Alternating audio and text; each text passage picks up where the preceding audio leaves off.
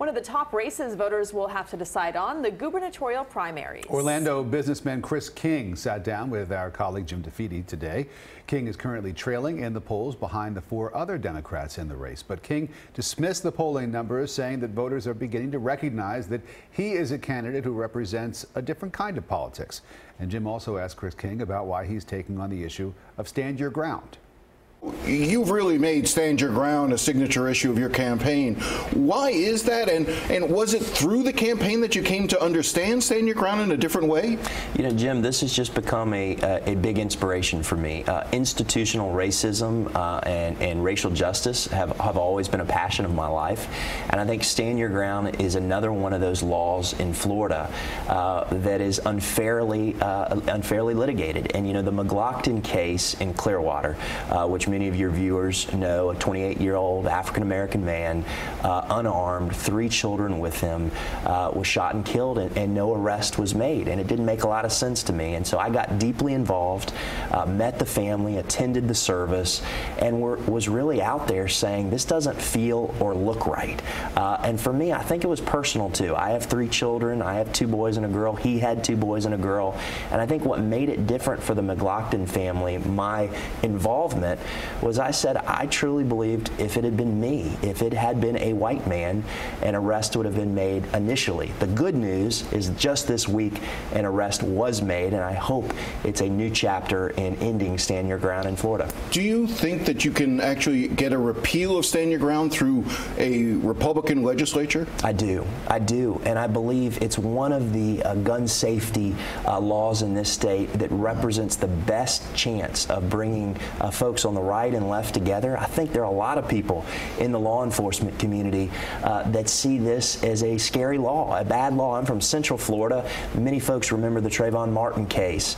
I've met with families across the state of Florida who've lost loved ones in Stand Your Ground cases, and it just doesn't make sense that anybody should be able to provoke someone, then say they're afraid, and then use lethal force. That's not the type of state I want to live in. I want to talk a little bit more about the race itself. And I know, when you're a candidate and you're behind in the polls, you say the only poll that counts is the one that takes place on Election Day. I understand that. But, every poll I've seen has you in 5th place. How do you make the argument to people who may be concerned that voting for you may be a wasted vote? Sure. Well, this is an uphill battle. I have no doubt about that. It's been an uphill battle the entire election. It's not been easy to take on a powerful interest like sugar, which was something I did from my very first speech. It's not been easy to be the outsider taking on a political establishment in the Democratic Party that I just don't think has been very helpful at winning elections or adding much to Florida politics. I think a vote for Chris King is a vote for a new kind of politics in Florida. This is a vote for a guy who I think most people who've gotten to know me have seen, who has a deep sense of commitment and integrity, and is able not just to win in the general election, but wants to transform Florida politics and address some of the big systemic problems of Florida that conventional politicians just don't even talk about. For instance, on this tour, I'm talking about institutional racism. Since when have you heard a candidate in the final weeks of a primary, when everybody's paying attention, talk about racism and go and talk about Confederate monuments and Stand Your Ground and mass incarceration? These aren't the issues at the end of a race a lot of candidates want to talk about, but to me, they're incredibly important to be in the state that I want this to be. The role of money in this campaign. You're not poor. I mean, you are a millionaire according to your financial disclosure forms, yet you are being dwarfed in the amount of money being spent by Philip Levine, Gwen Graham, and particularly Jeff Green.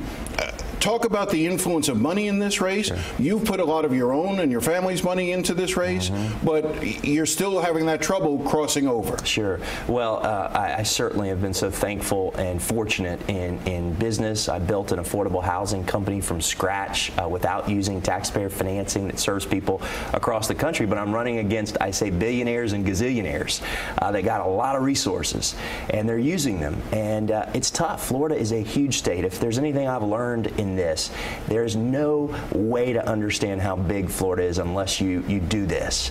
And money is the great equalizer at getting your message out. And so my challenge as someone who's taken really no special interest money is how to get our message out and convince voters that small dollar donations to me make sense, and that I'm depending on them to share our story. And you can find more of Jim's interview with Chris King and the other gubernatorial candidates on our website. You'll also find everything you need to know about the August 28th primary and in-person early voting. Just go to cbsmiami.com/voterinfo.